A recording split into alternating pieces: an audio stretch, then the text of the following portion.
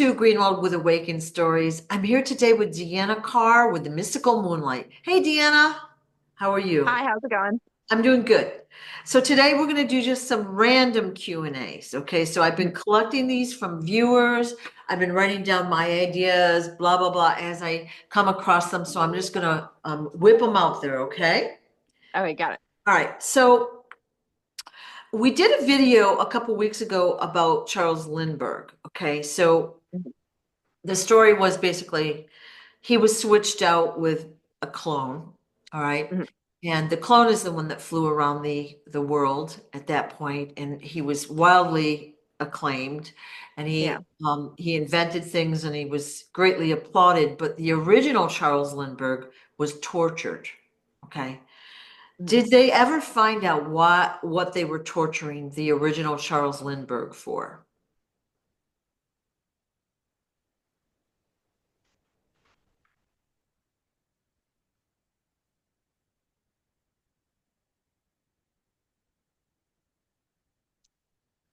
Okay, so I'm getting it's for information. Um, what type of information? I'm getting something from his past life, which is kind of weird answer. Like Okay. they're trying to scare out past life information. Give me a second. Um,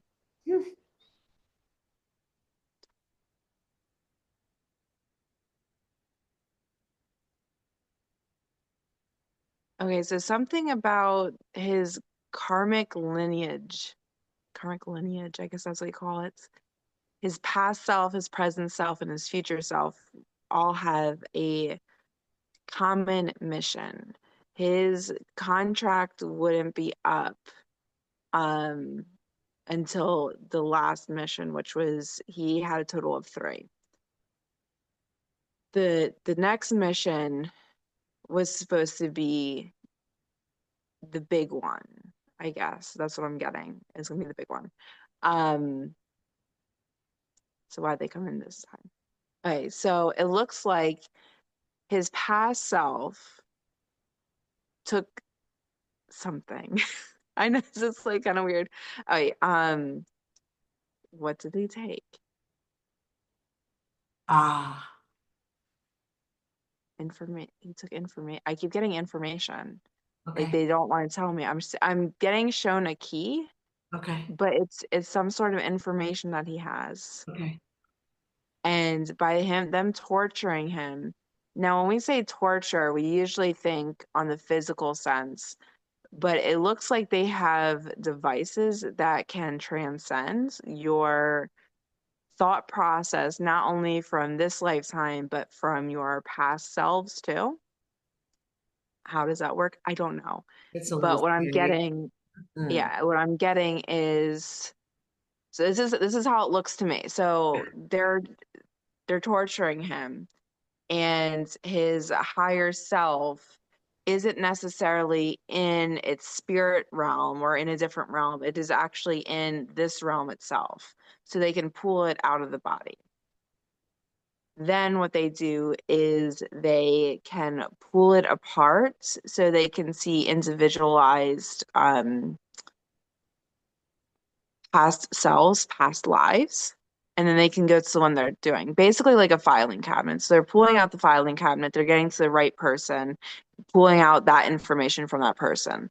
Okay. So that is what it looks like because they needed whatever he had. And that was the only way to find out because they've done their research, they followed, they did the tracking, and they just couldn't find it. So that is what they did. Does that make sense? It does. And I'm going to paraphrase it just so everybody gets this. So Yeah. basically, they have the physical body, but what you're saying is they work with we're going to call it the etheric body. Hmm. And they pull apart his filing cabinet, his memories, and they selected the past life where he had this information. And they were Hmm. trying to dissect that information to figure out what the information was or where it was stored. Does that sound right? Yes. Right. And what you had said is his karmic contract was he had three missions. All right. Hmm. And it sounds like he was killed before he did the third mission. Hmm. All right. So does that nullify his contract?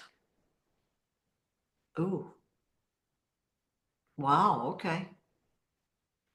Yeah, Is he able to come back and finish that third mission? he's here. Whoa, I didn't ask that last time, did I? Is he in a different body? Obviously, he is. Well, he is. He has similar features though. Interesting. Okay. So does he know who he is, who he was, I guess we should say.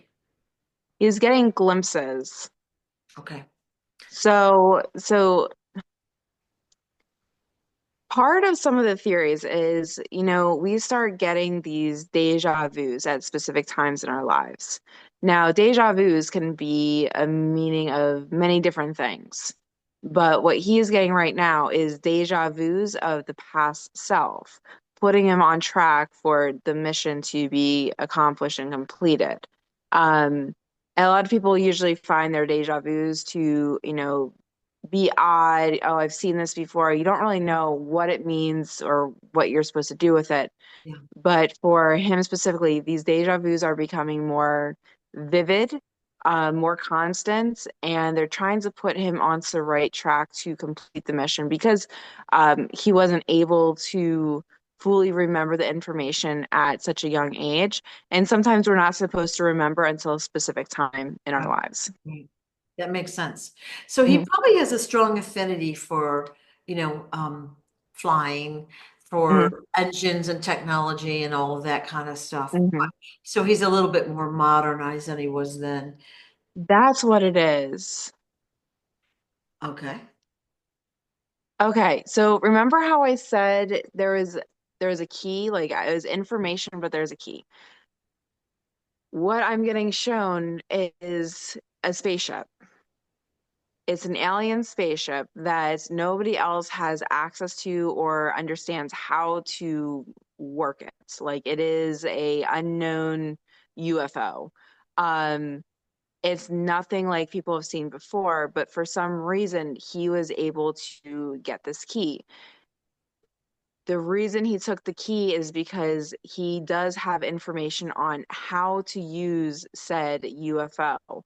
And it looks like that is part of the past self. He does have that still downloaded in his system, where if he was in front of it, he would be able to access and successfully drive and utilize this UFO. The reason part of it was to take the key is because this UFO has a very high possibility of destroying stuff because we do not have any knowledge on how to manipulate and or work it. Whoa. Is that ship currently on planet Earth? Yes. Is it something you and I have already seen? And don't mention the location if it is, please. No, there's another one. Oh, okay.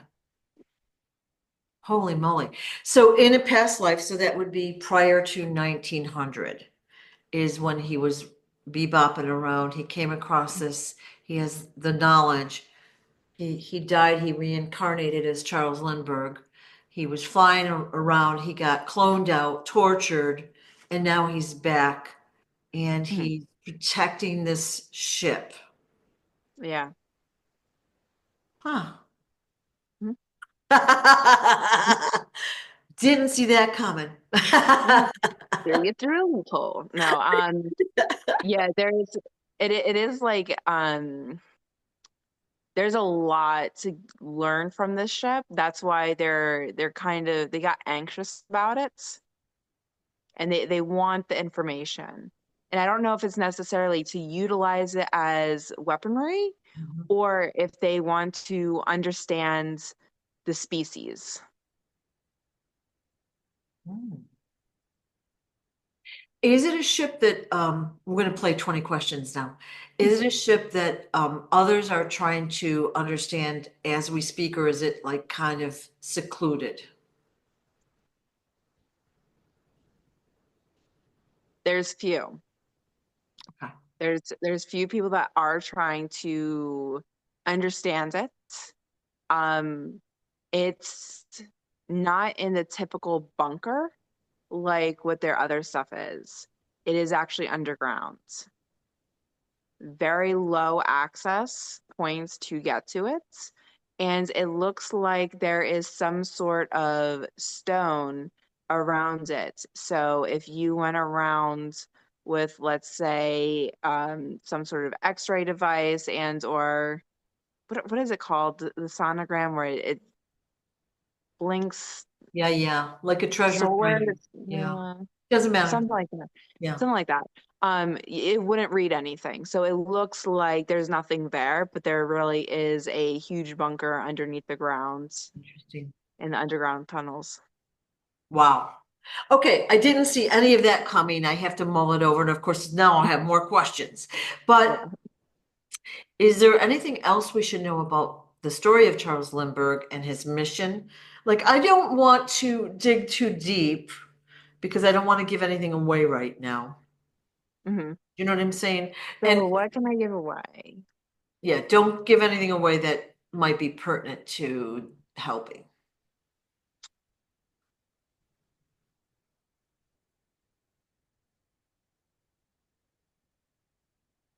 The only thing I can say is on track. We're on track. Yes. Okay. I'll of course be working on this later too. Hmm. And I'm sure there will be more questions, but Yeah. I did not expect that he was back. For some reason, I didn't ask that before, and that's blowing my mind a little bit. Mhm. And yay. Is he in the US or shouldn't we ask those kind of questions? You can't ask that. Okay, let's not ask. Okay, next topic.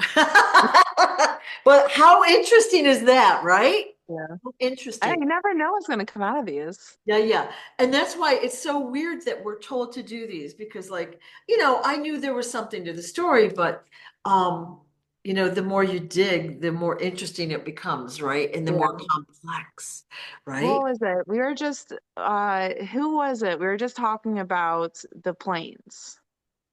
What's the guy's name? I don't remember. We were just talking about the airplanes. Hoover? Howard Hughes. Yes. Howard Hughes. Sorry, I Okay. can't remember the name. I wasn't sure what you were Um, talking about. so I just find it really interesting because we literally just did a video on him maybe not even a month ago. Yeah, yeah, Like, and now all of a sudden there's all these plane crashes. And I just found it very interesting because we were having this conversation and I said, well, planes crash all the time, but they're not really like a lot of information about it. They kind of keep it on the low. yeah, But it's still a big thing. People still flying. And then not even a month later, it was almost four, maybe five back-to-back plane crashes that made absolutely no sense. yep, So I was just like, it's so interesting how, we bring these topics up and then, yeah. it links in somehow. The plane crashes were distraction. Okay, they Oh, were like, definitely. yeah, yeah, they weren't like random and natural organic plane crashes. They Oh, were, yeah. yeah. No. And you But could I'm probably just tell saying, me, yeah, yeah, it was just interesting how, we had this conversation and we literally were talking about like, plane crashes. They happen all the time, but there's really no they're not really publicized. yeah, Like you'll hear a little bit, but and then all of a sudden back to back and they're, all over the place. So it's like everybody's listening. Of course it's, using it for distraction, but I just found that very interesting that all of a sudden it just switched. yeah. So basically, here's a story on these plane crashes, and this is only part of it. I'm sure there's a lot more to it, but Yeah. you know how we've been seeing the UFOs like crazy out in the sky. Video is coming out like crazy. Plane like full on UFOs all over. All right. Mhm. And they're very prevalent. Well, there's a lot of them around the airports, and people are seeing them from the planes as well and taking video. They Mhm. don't want people to see these UFOs and believe in them. They want to call them drones. right? So Oh they're yeah, that's been good. going around all over the place. Yeah, yeah. So the drones are all over, where they're really UFOs and beings, and the plane crashes are designed to scare us, keep us away from selected airports, and prevent us from seeing these UFOs primarily. Hmm. I mean, there's lots of Yeah. reasons for everything that's done, right? Oh yeah. Yeah. So, wow. Okay. Well, we're way off. We're going off road. Okay. So I'm going to ask a question that occurred to me a few minutes ago. I, Okay. in the past like 3 weeks, I flew from Rochester, New York down to where I live. And when I went through TSA, now I was in the best mood. I was happy. I was smiling, relaxed, which is really not my normal state. Usually when I travel, I'm tense, you know. Yeah, I know. I'm a rather tense person, okay?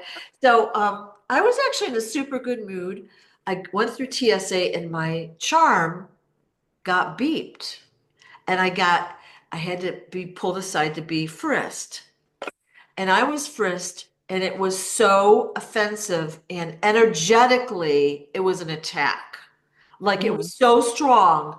And I actually had a physical reaction and put my arm up to the TSA agent, like, stop, don't touch me. What kind of being was that person? Mm.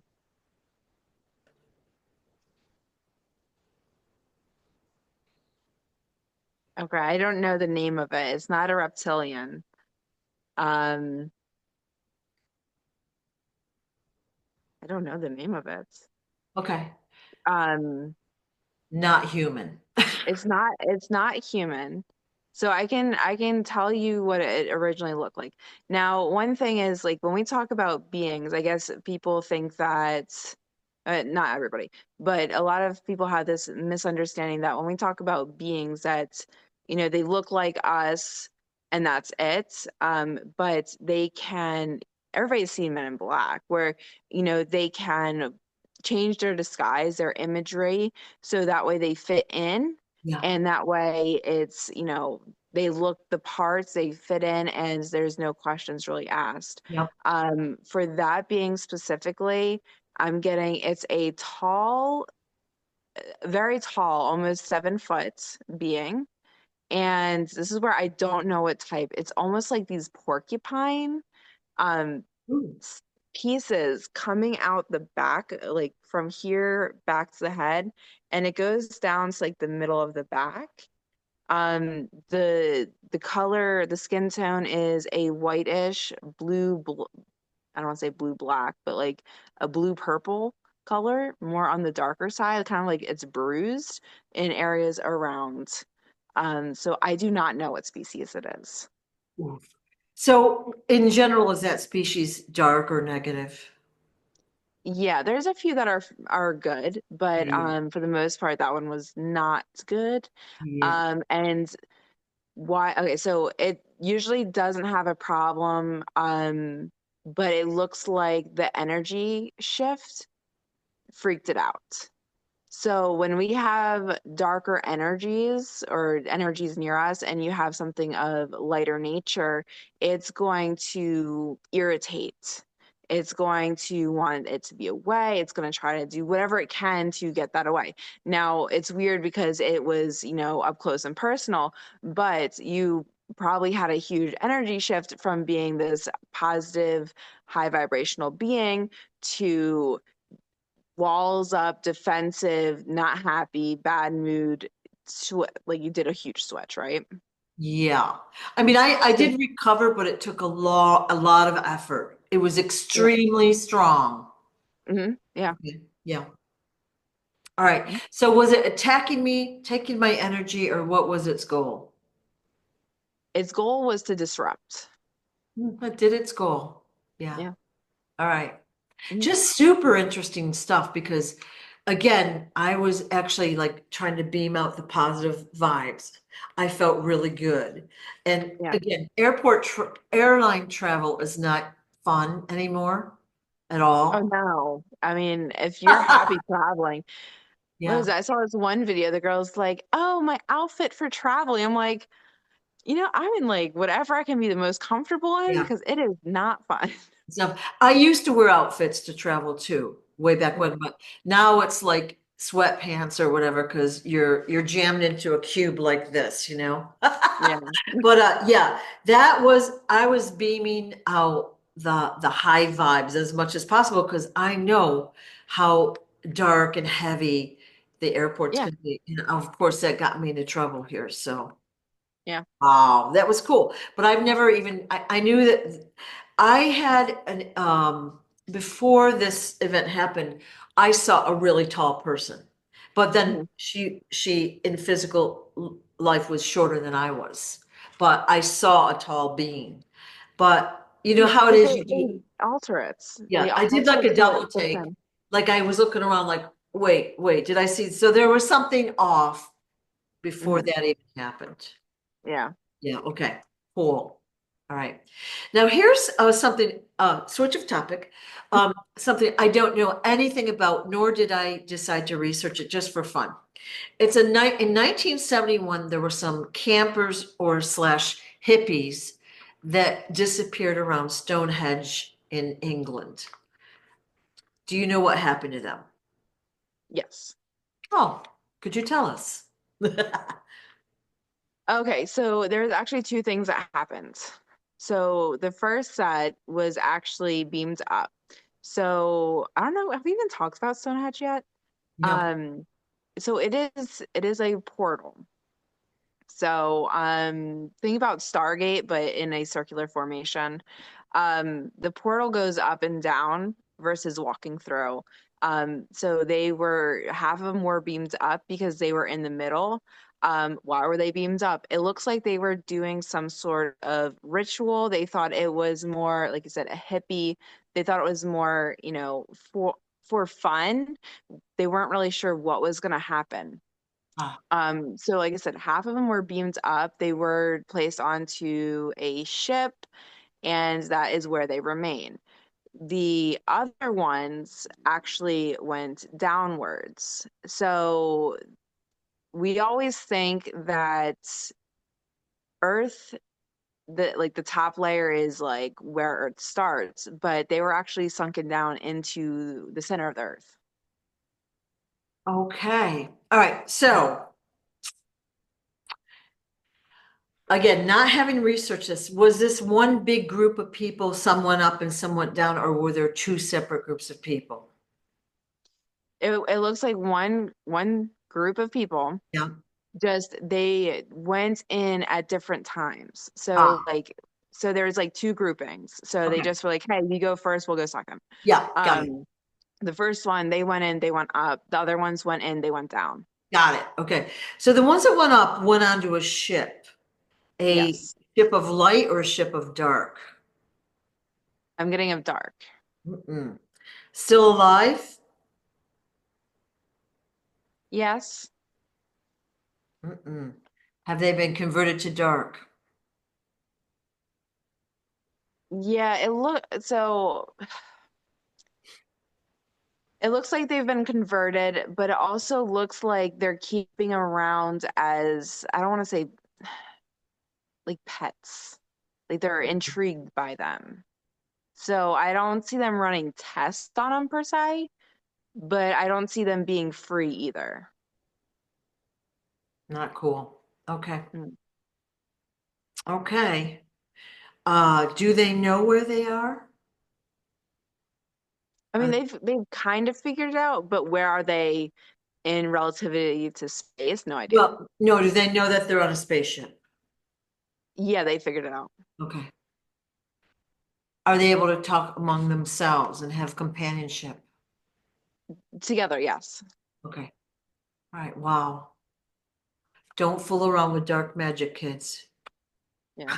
Not a joke. I mean, you would think that would be a given, but I mean, Yeah. people these days, People are stupid. Um, not us though. okay. Now that we've got that established, right? Okay. No. The group that went down, they went down like boom, right down to inner Earth Yeah, fast. fast. Are they still They alive? did survive. They did survive. They're still alive.